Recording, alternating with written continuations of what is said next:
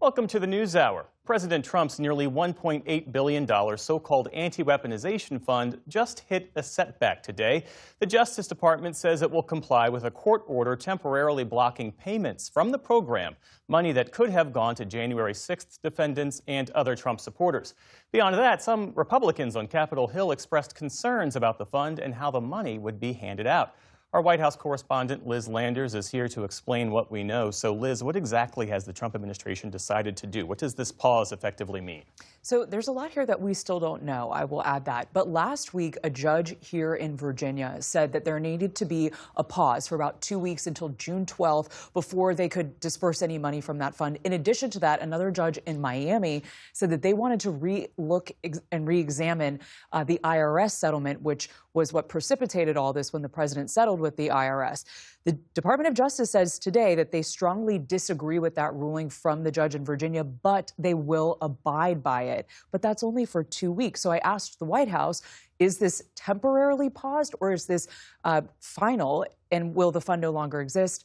They have not responded to that. And as we sit here and speak, the Associated Press, citing a single source familiar with President Trump's thinking, says that he is now reconsidering this pause, so certainly more to come. But the other dimension here, as we mentioned, the Republicans on Capitol Hill who were uneasy about this because they were set to take a vote on this fund. Republicans have apparently been outraged about this sort of behind closed doors. There has been a funding process that they have been hammering out on the Hill to fund ICE and other agencies, and this was becoming a snag in those negotiations. Our congressional colleague, Lisa Desjardins, had spoken with one Republican senator who told her that there were only one or two of their Republican colleagues in the Senate that were happy or were comfortable with this fund. Today, the president met with Speaker Johnson at the White House. We believe that this came up in conversation. And then the Majority Leader, Senate Majority Leader John Thune, told reporters today that he wanted this weaponization fund dropped from that immigration bill.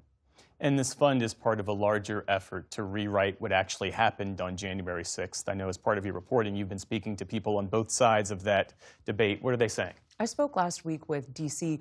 Metropolitan Police Officer Dan Hodges. He was pinned and stuck in the tunnel on January 6th defending the Capitol, and I asked him about his reaction to the formation of the fund.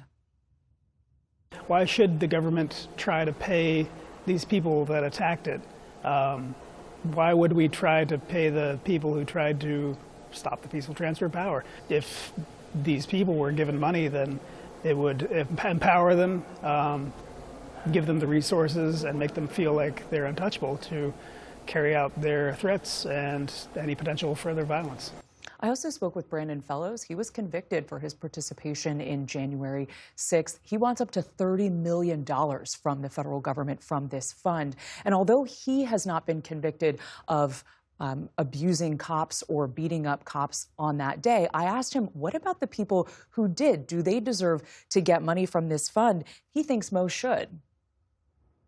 I think there's a very select few that should not get money. Now, as far as assaults, you have things ranging from people throwing a water bottle and it hitting a shield, and then they ended up pleading to that. I think they should be rightly compensated. Enrique Tarrio, who was considered to be one of the planners of January 6th, he was convicted for seditious conspiracy. He told me just this afternoon, he said he doesn't think that this is an abandonment of the fund, adding, quote, "I believe even if this fund is killed in courts or at a congressional level, the president will find a way. There are other options. They can just settle the tort claims and lawsuits. That has no judicial review or congressional oversight, and it would mean a lot more money in compensation," Jeff. Liz Landers, our thanks to you as always.